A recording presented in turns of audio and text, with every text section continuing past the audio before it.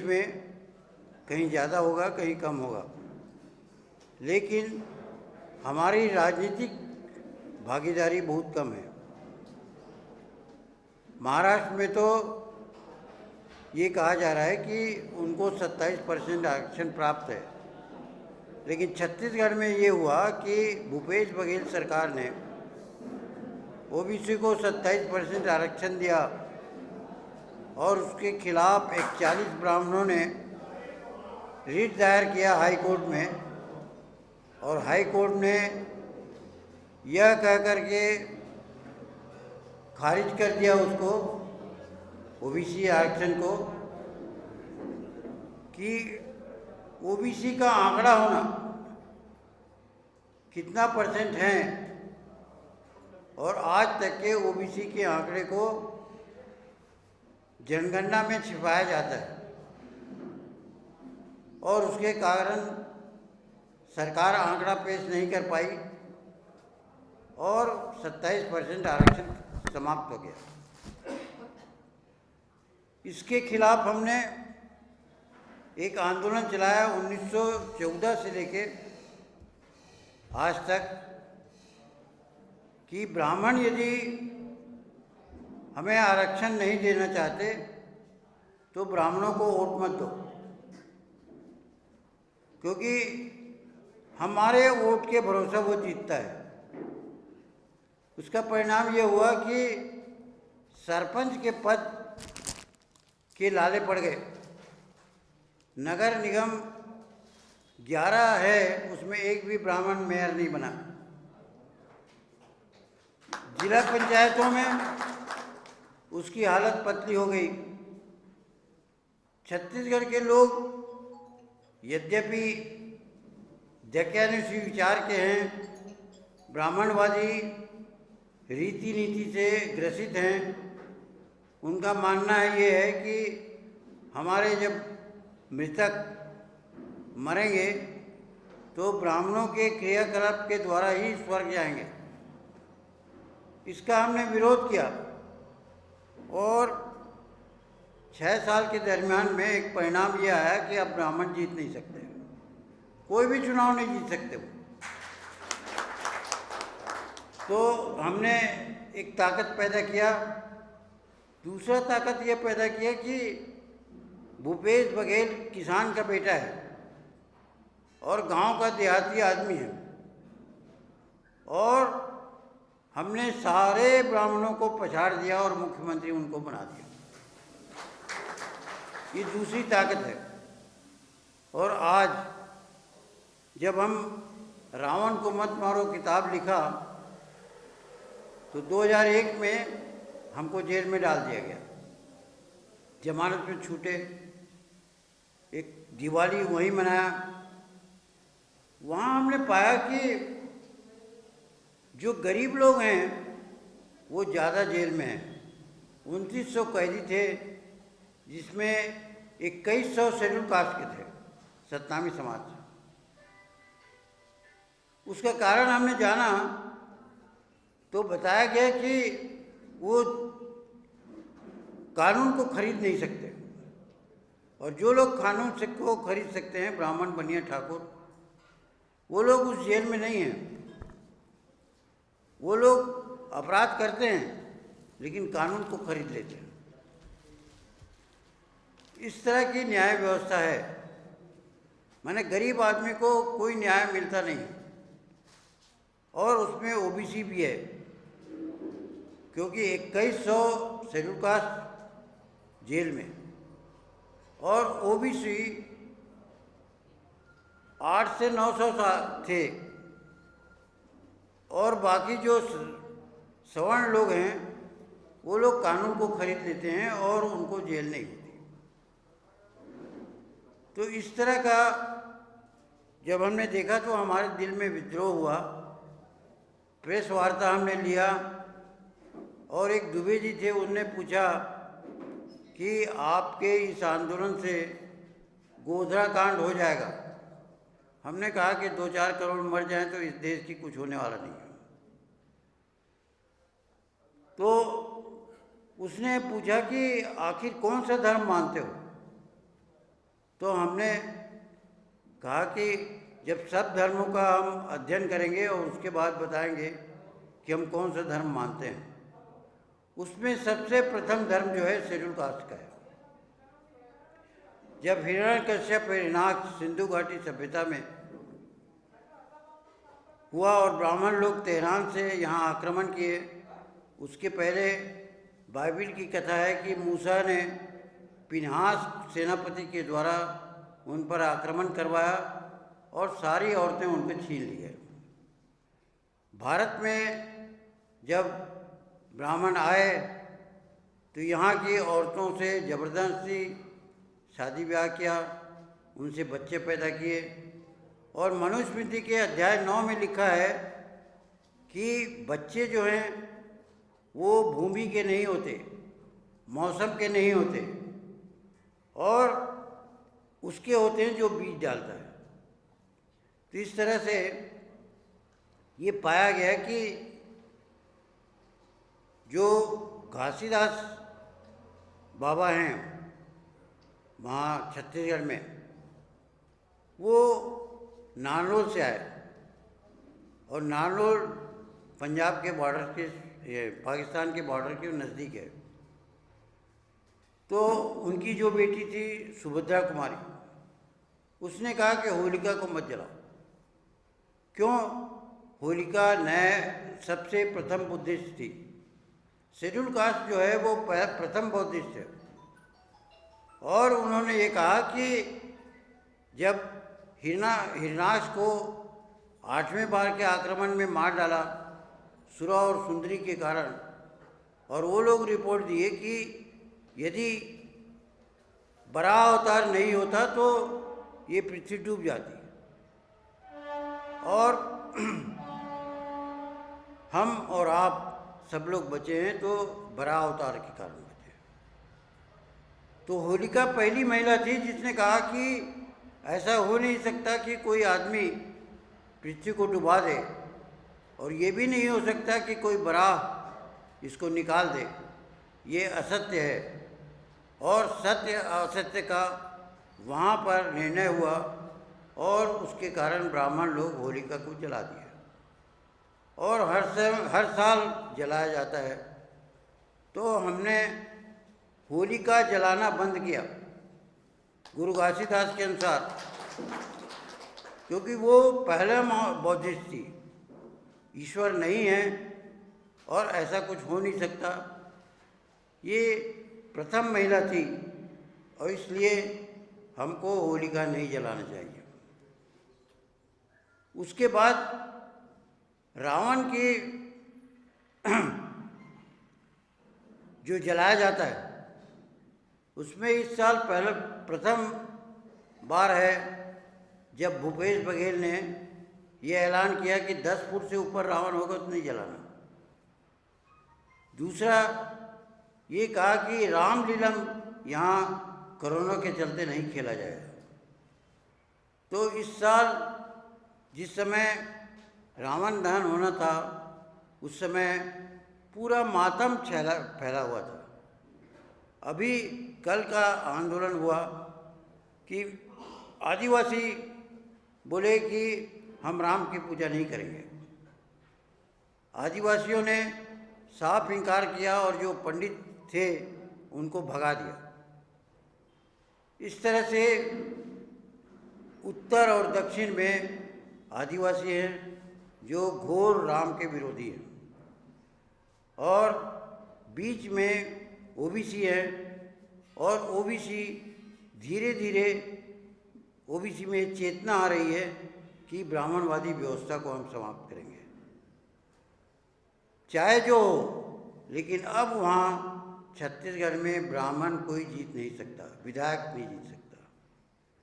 हमारा ये कहना है कि ओबीसी समाज से कि अंधश्रद्धा बंद हो। बुद्ध कहते हैं कि मैं कहता हूँ उसे मत मानो, वेद शास्त्र कहता है उसे मत मानो, तुम्हारा विवेक जो कहता है उसे मानो। तुम अपने बुद्धि का प्रयोग करो। और ओबीसी जो है वो अपना बुद्धि का उपयोग नहीं करता। ब्राह्मण कहता है कि भाई तुम्हारे पिताजी मर गए और हम बोल रहे हैं वो स्वर्ग चला जाए। हमारा ये कहना है कि ब्राह्मण को जरा भेजो कि स्वर्ग में जो हम भेजते हैं, यहाँ दान दक्षिणा करते हैं, वो वहाँ है कि नहीं, मिला कि नहीं। तो ब्राह्मण स्वर्ग जाने के लिए तैयार नहीं है, लेकिन स्वर्ग भेजने के लिए तैयार है। तो ओबीसी का आज का जो समाज है, वो जो पुरानी पीढ़ी है वो सब ब्राह्मणवादी है, लेकिन जो नई पीढ़ी है वो कहता है कि मुझे नौकरी चाहिए, पढ़ लिख लिया हूँ लेकिन मुझे ब्राह्मणों के चलते नौकरी नहीं मिलती। तो वो अपनी मम्मी पापा को डांटता डपटता है कि तुम्हारे कारण मुझे नहीं मिल रहा है, क्योंकि ब्राह्मण को तुमने स्थापित किया है।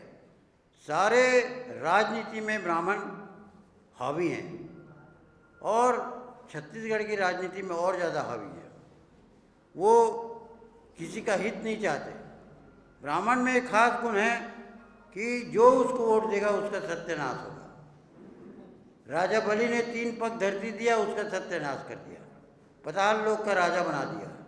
हमारा ये कहना है कि ब्राह्मण लोग जाएं और वो पताल लोक में जाएं और देखें कि वहाँ राजा बलि सुखी हैं या नहीं है। इस तरह से हनुमान जी को भूख लगी और उसकी माता ने कहा कि जाओ, वो सूर्य उगा हुआ है, वो फल है, उसको खा लो। वो उड़ते हुए गया और सूर्य को निगल दिया, और उसके बाद फिर इंद्र आया, उसको चपक दिया गाल को, और उसके बाद सूर्य फिर से वापस निकल गया। इस तरह की काल्पनिक कथाओं को ओबीसी स्वीकार करता है। ओबीसी में ये विचार नहीं है कि वो उसे सोचे कि वो गलत है कि सही है। युधिष्ठिर 2 बार अपनी पत्नी और भाइयों को हारा और धर्मराज बन गया। मैं यदि अपने बेटे को हार जाऊं तो आप धर्मराज मुझे कहेंगे, या हाई कोर्ट जो है या पुलिस वाला मुझे तुरंत गिरफ्तार कर लेगा। ब्राह्मण कहते हैं कि यदि हम यज्ञ करेंगे तो चीनी सेना भाग जाएगा। तो यह सेना रखने की जरूरत क्या है, उस सेना को बुला लो। कोई भी तर्क नहीं है, लेकिन मालूम नहीं ओबीसी किस मिट्टी का बना है कि सब असत्यों को वो सत्य मानता है, और उसका पतन तब तक होता रहेगा। अभी हम 3 और 4 मार्च को सारे देश के कुर्मी लोगों को इकट्ठा कर रहे हैं रायपुर में, और उसमें प्रस्ताव पारित होगा कि हम ब्राह्मणी धर्म को नहीं मानेंगे। ये जो, और यदि भारत के कुर्मी, मैं ये जो घूम रहा हूँ वो उनको इकट्ठा करने के लिए घूम रहा हूँ। ओबीसी को निमंत्रण देने आया कि हम सब प्रतिज्ञा करें कि बुद्ध के मार्ग पर चलें और ब्राह्मणवादी अंधविश्वास, झूठ को समाप्त करें, ताकि ब्राह्मण भूख से मर जाए। अब ये कहते हैं कि आरक्षण हम बंद कर देंगे। बंद कर दिए, ठीक है, हाई कोर्ट ने फैसला दे दिया, तुम्हारा लिस्ट लाओ कितने % हो।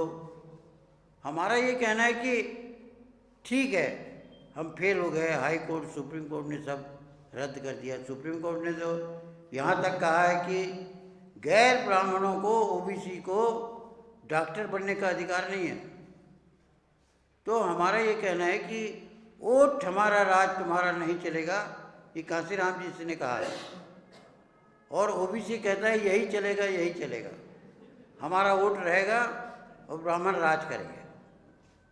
तो आज हम पूरे हिंदुस्तान के कुर्मी समाज को निमंत्रण दे रहे हैं और विचार विमर्श करके हम बुद्ध धर्म को स्वीकार करेंगे और ब्राह्मणी धर्म को नकार देंगे।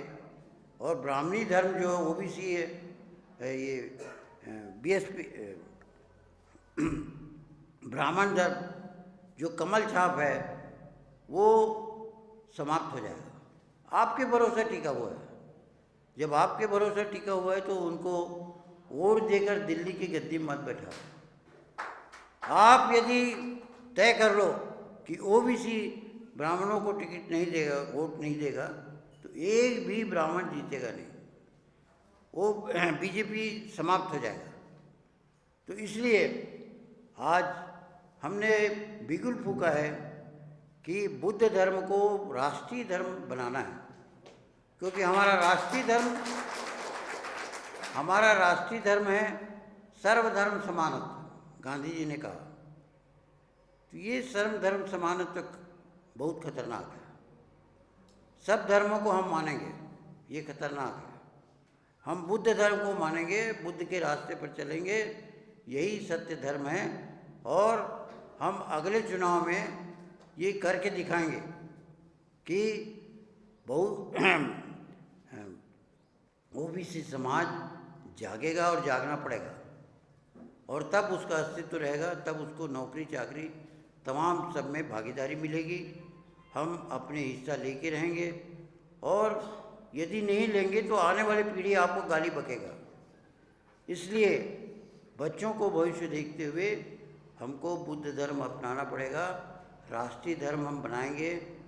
गांधी का असहयोग और बुद्ध का करुणा ये अगर मिल जाए तो फिर भारत बहुत शक्तिशाली देश बन जाएगा।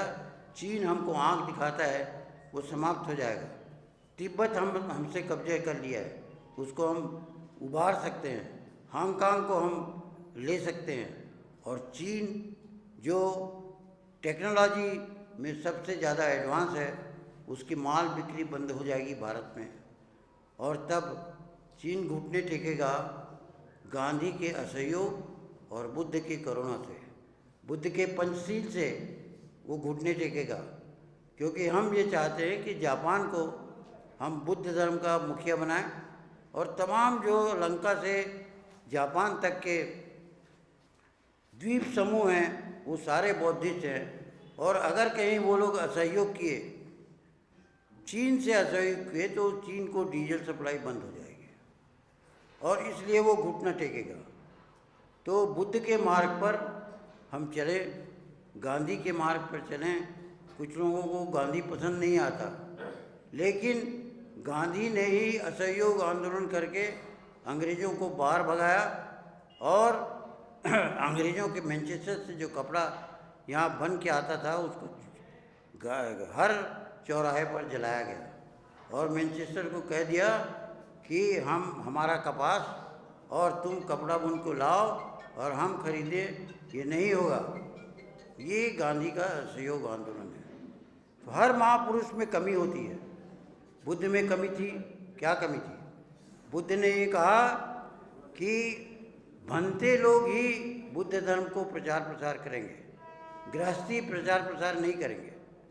तो उसके कारण क्या हुआ कि तमाम भंते लोगों को ब्राह्मणों ने गले काटा, और क्षिप्रा नदी और सरयू नदी में, सरयू नदी का अर्थ ये होता है सर को काट के फेंका गया नदी। क्षिप्रा नदी में भिक्षुओं का कत्लेआम किया गया और उनको फेंका गया। तो बुद्ध ने जो गलती किया उसके लिए हम कर रहे हैं कि हम होशियार नहीं है बुद्ध से। हर महापुरुष की गलती होती है, और उसमें हम बुद्ध मंगल भवन बना रहे हैं। 3-3 करोड़ का एक बुद्ध मंगल भवन होगा, जिसमें हर दिन जैसे शिशु मंदिर में बुद्ध का पाठ होता है वैसे वहाँ होगा। 7 मंजिल का बनाएंगे, और ऊपर में बुद्ध को रखेंगे, और उसमें ये तय करेंगे कि हर रोज़ बुद्ध का एक पीरियड हो, और 12वीं के बाद स्नातक की परीक्षा वहाँ हो, स्नातक की पढ़ाई हो। और हम जो दबे कुचले लोग हैं, जो पिछड़े वर्ग के लोग हैं, जिनको जगह नहीं मिलती, शेड्यूल कास्ट हैं, पढ़ने की इच्छा रहती है लेकिन पढ़ नहीं पाते, वहाँ पढ़ाई होगी, और स्नातक की पढ़ाई होगी। एक विधानसभा में 2 रहेंगे बुद्ध मंगल भवन, जिससे बुद्ध को मिटाया ना जा सके। और वहाँ पर एक विधानसभा में 2, और जातिवादी व्यवस्था नहीं रहेगी। कोई भी जात के लोग उसमें शादी ब्याह करेंगे, और इतवार को करेंगे। और इसलिए सारे विद्यार्थी और शिक्षक वर वधू का स्वागत करेंगे। उनको वर वधू को छत्तीसगढ़ सरकार पैसे देगी और इस तरह से हमारा समाज रचना होगा, ताकि फिर से ये ब्राह्मण बौद्ध धर्म को समाप्त न कर सकें। इसके लिए हम युद्ध स्तर पर, बुनियादी तौर पर गांव-गांव में, हर विधानसभा में बुद्ध मंगल भवन बनाएंगे, ताकि हमारे बच्चे विश्व स्तर के बने। सबसे ज़्यादा होशियार आदिवासी होता है और सबसे ज़्यादा उसके बाद होता है शेड्यूल कास्ट। उसके पास दिमाग की कमी नहीं, अवसर की कमी है। और यदि शेड्यूल कास्ट, शेड्यूल ट्राइब और पिछड़ा वर्ग एकजुट हो जाए तो राज्य शासन उसके हाथ में आएगा। इतनी बात कह के मैं अपनी